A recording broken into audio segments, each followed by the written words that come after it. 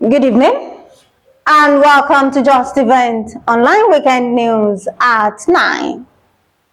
I'm Anifat Ismail. The news headlines. No member can hold Senate hostage, Akpabio says. Federal government distributes 800 smart boards. First Lady calls for support to help girls reach their full potentials. Kwara government target 1.8 million children in massive Measles-Rubella Polio vaccination drive. Chief Imam of Ilorin commissions Reconstructed Isale-Oja Mosque. Nigeria's mining sector records decades of growth.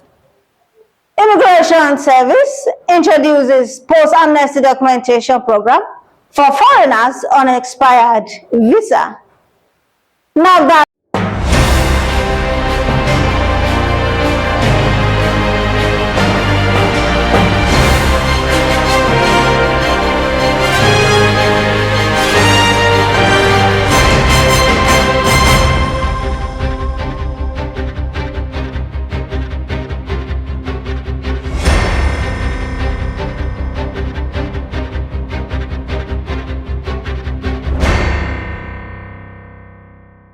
Now the news in details. Senate President Godswill Akpabio has declared that the National Assembly will not be held hostage by the destructive instinct of any of its members, insisting that the upper chamber must uphold discipline and respect for its rules to preserve the sanctity of Nigeria's democracy. Akpabio made the remark in a statement issued by his media aide, Eyibo, on Saturday, titled, "The Trials and Charms of a Resilient Nigerian State Senate." He said the legislature's insistence on enforcing its rules was not about silencing dissent, but about preserving order and the sanctity of democratic institutions. The Minister of Education, Dr. Tunji Alausa, has flagged up the distribution of over 800 interactive smart boards to selected primary and secondary schools across the 36 states and the Federal Capital Territory. At the flag-off held at Queen's College, Lagos, the minister explained that the initiative aligns with the government's agenda to integrate technology into teaching and learning processes. Alausa added that the initiatives aim to not only harness digital technology in classrooms, but to make teaching and learning more engaging, interactive, and effective. The First Lady, Oluwemi Tinubu, has urged Nigerians to rally behind the nation's girls, empowering them to achieve their full potential and contribute meaningfully to society. In a message marking the 2025 International Day of Girl Child, Mrs. Tinubu called for collective action to uplift girls and remove the barriers that hinder their progress.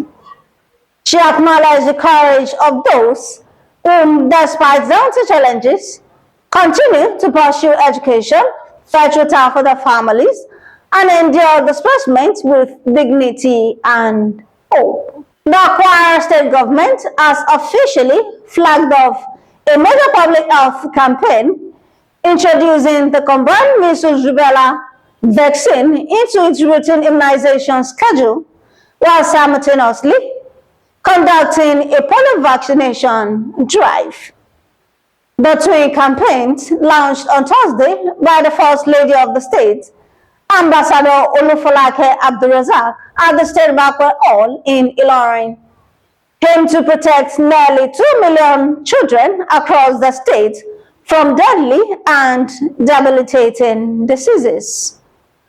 The initiative, supported by the Nigerian government and development partners, marks a significant step in the state efforts to curb high child mortality and morbidity rate from vaccine-preventable diseases. In her address, the Executive Secretary of the Kwara State Primary Healthcare Development Agency, Professor Nusrat Elelu highlighted the critical importance of the combined MR vaccine.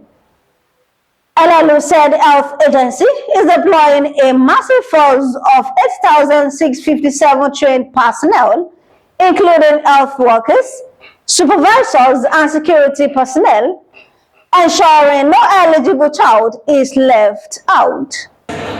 Myself and our health team across the nooks and corners of Kwara State will continue to ensure quality service delivery in all our PSCs and to safeguard the health of our people at all times. We have continued to improve the capacity of our health workers in the PSC service delivery and performance management in all the 60 local governments of the state.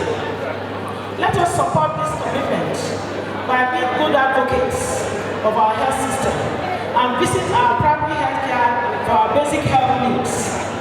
Let me remind us that immunization is free in Kwara, antenatal is free in Kwara, and all non-complicated delivery is free in all our 193 PSCs in the state.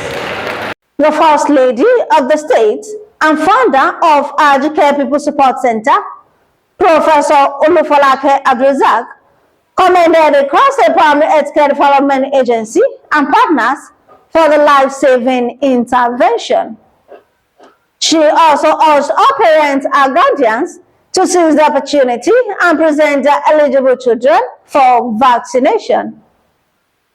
The event also featured remarks from key stakeholders, including traditional and religious leaders and partners like the UNICEF and World Health Organization, all pledging the support for the campaign's success. Religious leaders, community heads, and the media involve the state of the realm to continue to propagate our messages in their respective spaces to spell the founded assumptions about vaccines and ensure acceptability of the vaccine. And our health officials that will be conducting the vaccination across the cities and wish you all well. Further to this, I call on parents and guardians alike to seize the opportunity to welcome our health officials into their communities and present their children within the age range for the vaccination. In closing, I'm indeed impressed with the many achievements of the health sector in our state and in keeping up with the laudable work of His Excellency Governor Abdulrazak in ensuring that every Kwara candidate and resident enjoy the best of healthcare services. I enjoy the Kwara State Healthcare Development Agency to ensure that Kwara State comes top in all indices as we commence the vaccination exercise. The Chief Imam of Ilorin, Sheikh Mohammed Bashir Soliu, OON, on Saturday led the ground commissioning of the newly reconstructed Isale-Oja Central Mosque in Ilorin. The event, which drew a large crowd of worshippers, community leaders, traditional rulers, and other well-wishers, marked a significant infrastructural development for the community. Organized by Isale-Oja community under the leadership of Daudu Isale-Oja and district head of Malete, the commissioning ceremony was filled with prayers, gratitude, and celebration of religion unity. In his remarks, the Chief Imam of Ilorin commended the community for their dedication and collaboration in rebuilding the mosque, describing it as a laudable project that will serve as a center for worship, moral guidance, and community cohesion. He also faithful to continue supporting projects that promote Islamic values and strengthen communal harmony.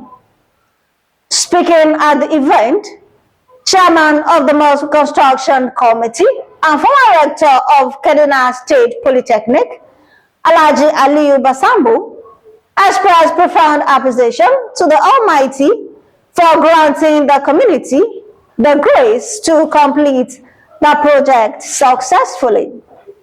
He appreciated all members of the Isale-Oja community as well as friends and supporters who contributed morally, financially, and spiritually to the realization of the mosque reconstruction project. Also speaking, Isale-Oja expressed appreciation to Almighty Allah and everyone who contributed to successful reconstruction, noting that the mosque stands as a symbol of faith, resilience, and collective effort. The event also featured award presentations for the living and posthumous awards for their unmatched contributions towards the development of the community and the actualization of the mosque project. The Minister of Solid Minerals Development, Dr. Dele Alake, has said Nigeria's mining sector recorded significant growth over the past decade. He also said the sector has increased its contribution to the national gross domestic product from less than 0.5% in the 10 years to about 1.8% with a target of 3% within the next few years.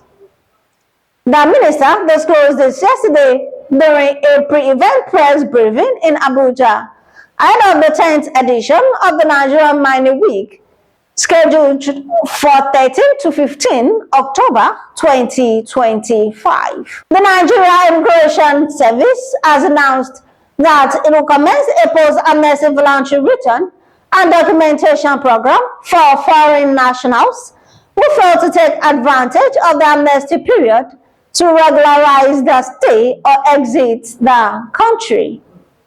The NIS said the development was due to the expiration of the expired visa initiative amnesty on 30th of September 2025.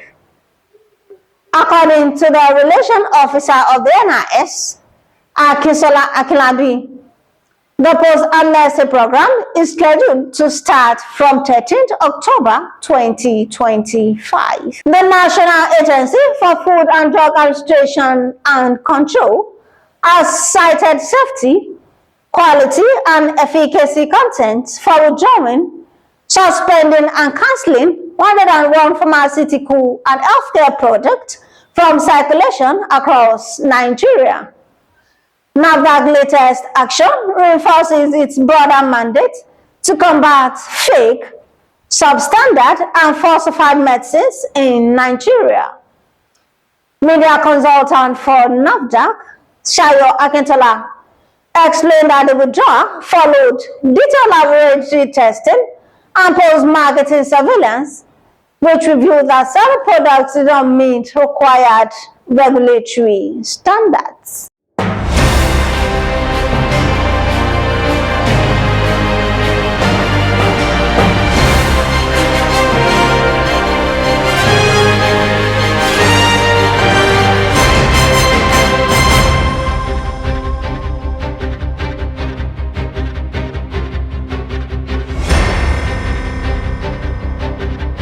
And that will be all on Justeventoneline Weekend News.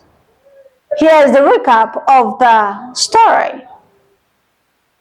No member can hold Senate hostage, Akpabio says. Federal government distributes 800 smart boards. First Lady calls for support to help girls reach their full potential. Kwara government targets 1.8 million children in massive Measles-Rubella Polio vaccination drive. Chief Imam of Ilorin commissions Reconstructed Isale-Oja Mosque. Nigeria's mining sector records decade of growth. Immigration Service introduces post-amnesty documentation program for foreigners on expired visas. NAFDAC withdraws 101 products over safety content. Thank you for watching Justeventoneline News. Be good to people around you and make a good relationship for a better tomorrow. For more news, visit www.justeventoneline.com, and to read more updates, follow us on our social media platforms with a tap at Justeventoneline. You can also send us an email on justeventoneline@gmail.com. I'm Anifat Ismail. Good night.